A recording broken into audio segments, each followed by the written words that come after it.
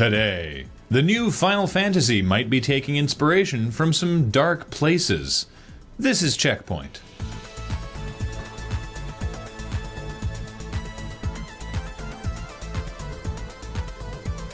Hi, and welcome to CheckPoint, where my game of the year is Bravely Default. Didn't that come out in 2013? North America was February, y'all. What's yours? Probably Destiny. I heard that it was not good. It's the year's best 6 out of 10. Well, who would I be if I told you you were having fun wrong?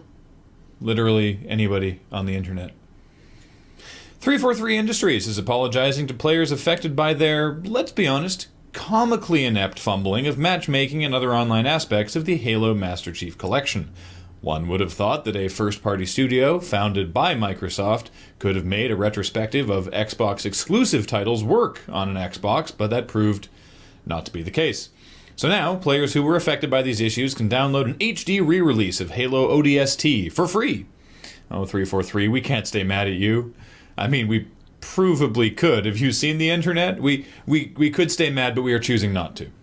Bravely Second, the sequel to the wildly popular 3DS game Bravely Default, has released more information about its extensive job system and revealed an all-new class called, and hold on to your asses here, Cat User. Your character gets to wear a little cat outfit, use items to summon cats, and then hit people very hard with axes. I was already gonna buy this game, but now that there's a job class that is literally gonna be called Be Kathleen, it's gone up to a day one purchase. Telltale Games is adding another big franchise to their list of story-driven adventure games that already includes Walking Dead, Game of Thrones, and Borderlands. This time, it's Minecraft, which must be the blankest slate they've ever started from. Still, this will give Telltale the chance to flesh out Minecraft's characters like Steve and the villagers, I guess. Me, I'm hoping they finally add motivation to my favorite character, a 64 stack of cobble. Japanese gaming convention Jump Festa has come and gone and has left a whole swack of Final Fantasy XV news in its wake. And while most people have been fixating on what I'm going to refer to as Titty Sid, because it's both fun to say and the most accurate way to describe the character, I feel like we're not focusing on the most important nugget of news. According to game director Tabata Hajime, players will gain experience after doing battles, but they won't be able to level up until they've rested at camp. But wait, you say, doesn't that break the key gameplay loop of watching numbers tick up in the pretty Skinner box? Sure, whatever. More importantly, that is Dark Souls. You kill the thing, you get the souls, and then you carry them around until you use the souls at a bonfire. Dark Souls! And all the other stuff we know about this game? Big open world? Dark Souls. Fighting big ass things? Dark Souls. Driving around in a big douchey car? Probably a Dark Souls mod. Holy shit, Squeenix!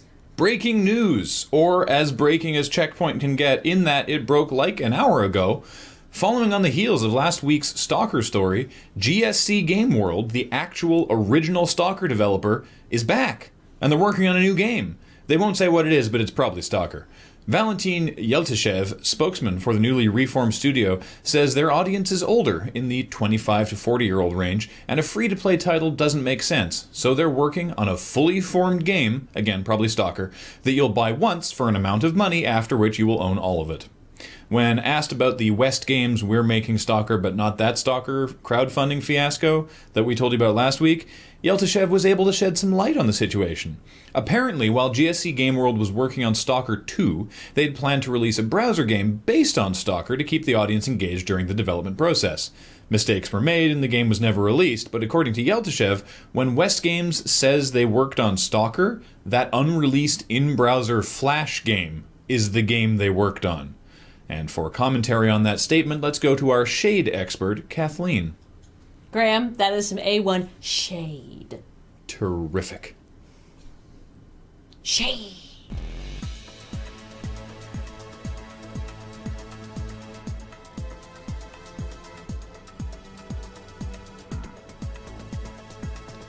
Oh, coming up. Blizzard is considering letting players use the gold they farm in World of Warcraft to pay for their World of Warcraft subscriptions. Finally, you'll be able to pay for your part-time job with the money you earn from your part-time job.